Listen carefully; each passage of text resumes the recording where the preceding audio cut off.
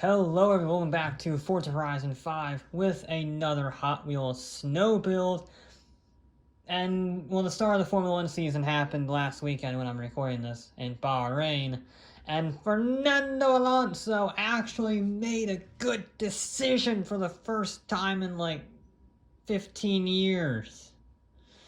He moved to Aston Martin, and in his first race, despite his teammate nearly murdering him, he got a podium with the Aston Martin, crushing Ferrari and especially Mercedes. So, I wanted to run an Aston Martin, so I chose the DBS Superleggera from 2019, because I quite like this car, and I have no idea how it'll fare. It's very powerful, but as you can see, it's also very heavy, so we're going to want to remove as much weight as possible. We are going to have a decent amount of PI given the starting point, but it's not going to be exceptional. It's going to be 820 when we're done, basically. We are already on race brakes. That is good. We want rally everything. We are going to probably want a roll cage.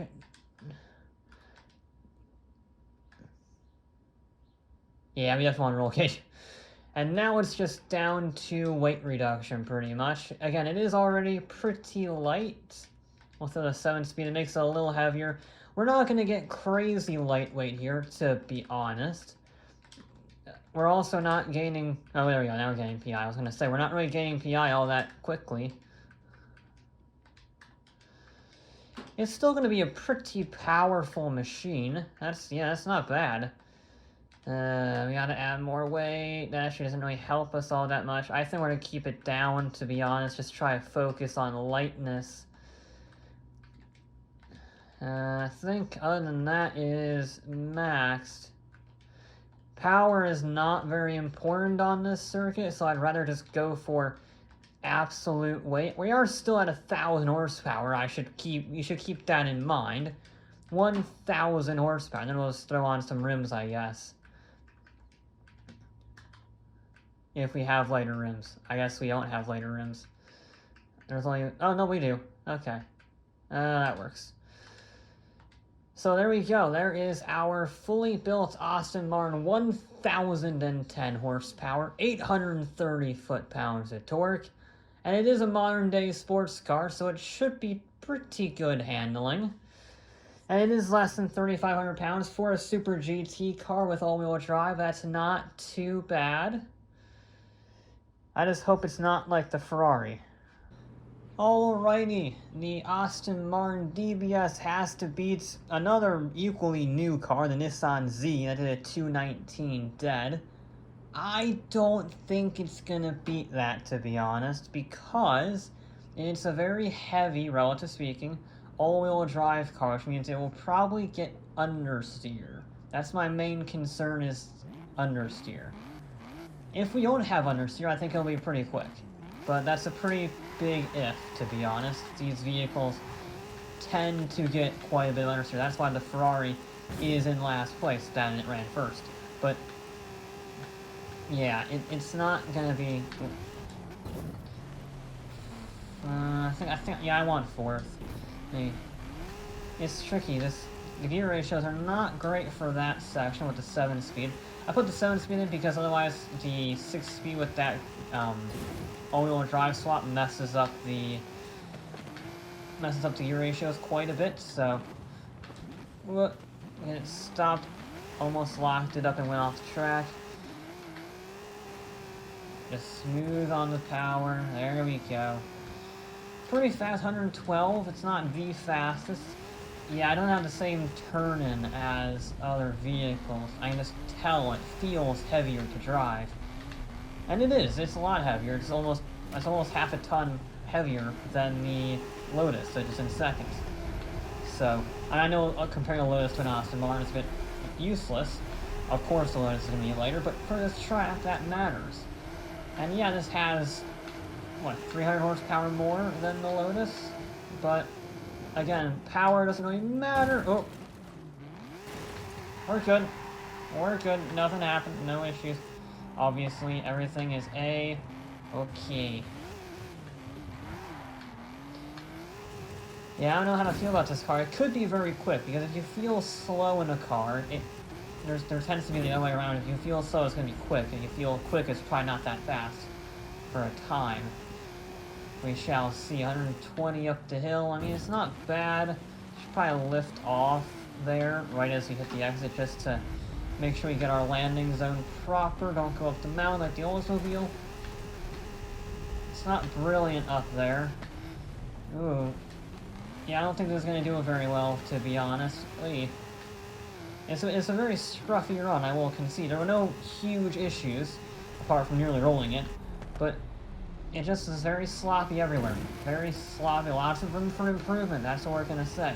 Lots of room for improvement. Saying that, given that run, a 222 is not bad. That's already faster than the M3, or sorry, faster than the Ranger, almost as fast as the M3. That's not bad. We have a lot more time to make up, and yeah, let's give it a go. Second attempt, we're gonna try to just be smoother. That was a bit of a scruffy run, and I think we can shave at least a second off just by being smooth. If we can shave a second off, that will put us in the midfield, and that won't be too bad given the size of this vehicle. I just think it doesn't have the overall pace. I think it's just missing a little bit everywhere. It's not as fast accelerating as vehicles like this do. It's not as good handling as the Lotus. It's just sort of in the middle, and those vehicles have always struggled, unless you're the Nissan. Then you're an exception. But we're just gonna try to be better with our gear ratios, be better through here. There we go, that was pretty much perfect. Leave it in third? Yeah, we can leave it in third all day long. Those turbos are actually pretty good. That's a pretty good twin turbo V12 we got there, because this is using its stock engine. We haven't used the stock engine in the car in a while. We've always had to do engine swaps. This thing, it's nice to have a car that is actually able to use its stock engine. Nearly went the wrong way around the pole. That would have been bad, but we kept it under control. We actually got it really nice on the second half of the ice there. That was pretty good. Yeah, you can tell it can't carry the same corner speed. Whoa, nearly front flipped it. Let's not do that. A little bit of a handbrake just to make sure we don't grip into the wall. Whoa, like that. I know I'm buzzing the limiter, but I didn't want to have to faff about before the jump. I wanted to make sure I was straight and level, which I was, and buzzing the limiter for a second or two, that's not really going to cost us any time, so no harm, no foul. Stop trying to front flip, my god. I know you wheelied off the Aston Martin last time, but there was no front flipping in this, okay? No front flipping. And just coast up the hill. Beautiful stop. That is how you do it. Now, straight line it. Leave it in fourth, buzz the limiter a little bit, kind of, because we're getting an oversteer, or wheel spin. Not really oversteer. That's oversteer. That was brilliant through there. Well, that felt like a much better run. I don't know if it was a much better run, but that felt a lot faster. Oh, it was faster. Oh, dear Lord.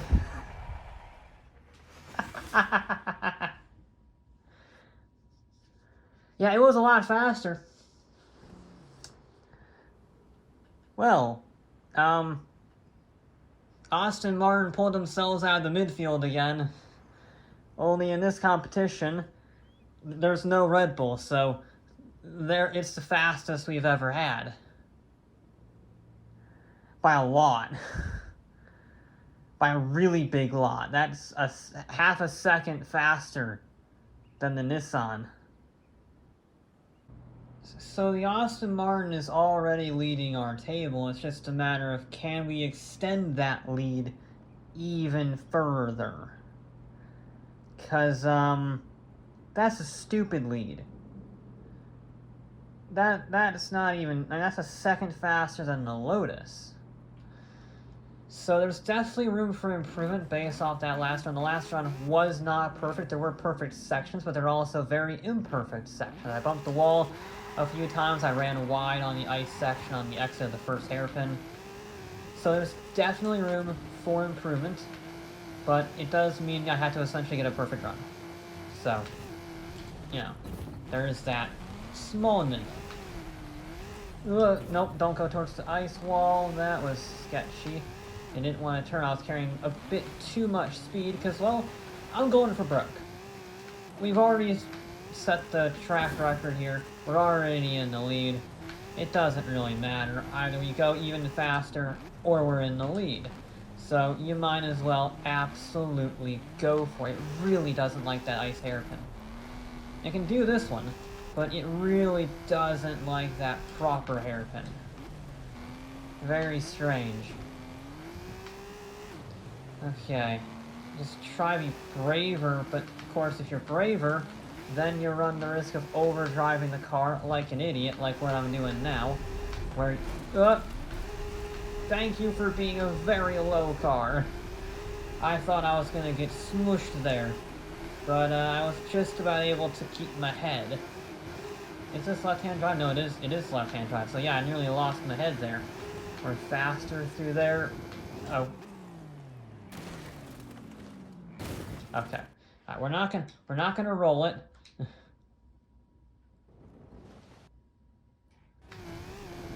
There we go.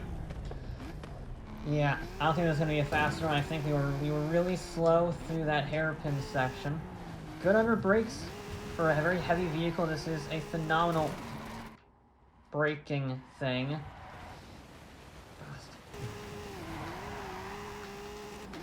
You didn't see that. You didn't see that at all. But I think we're just pushing it too hard. And I gotta go really hard in order to make up for that slight cock-up where I nearly lost my head. Oh, yes, with the Mighty Wing. I clipped it with the Forza Era. That was a very generous checkpoint. Whoa! Oh, invisible wall. Yep, I knew as soon as I bounced out there, I was hitting the invisible wall. There's no way this runs faster. This is such a bad run. Alright. Alright. Yeah, we've had our fun. We're like, what, 5 seconds slower? That is the definition of overdriving the vehicle. I've already finished the previous run by now. Yeah, okay. Alright, yeah, that was overdriving it, to say the least. That was 6 seconds slower. Dear Lord. But you know what? It doesn't matter at all, because the Aston Martin DBS Superleggera is our new leader by half a second over the Nissan, a second over the Lotus, and then it's just way down from there. It is also rather poetic. This has the Aston Martin Formula 1 livery, and it's in first, and the Ferrari SF90 had the Ferrari Formula 1 livery, and it's in last. So we got nice bookends there, a confident team and Ferrari. So understeer was not a problem, really, apart from that one ice hairpin. It was nice to drive. It was one of those cars that didn't feel fast, but it was very fast, as I was speaking about in the first run. It just is consistent. I gotta say, modern cars are doing a lot better than they have ever done before, because normally modern cars really struggle, especially with all-wheel drive swaps, because they have modern suspension and aero, while older cars tend to do really well, because they can get a lot of power, big tire sizes, and they're not as sophisticated, but it doesn't matter because you modify them. But we have a 1-2 from cars from this century, hell, from the last 10 years. That is surprising. I don't think I've ever had that before in any build series I've ever done. But it doesn't matter. The Aston Martin is in the lead. We'll see how long it can last. The the Nissan, sorry, was only in the lead for four videos. We'll see how long the Aston Martin can hold on to. But that'll be it for this episode of Forza Horizon 5. I'll be back with more.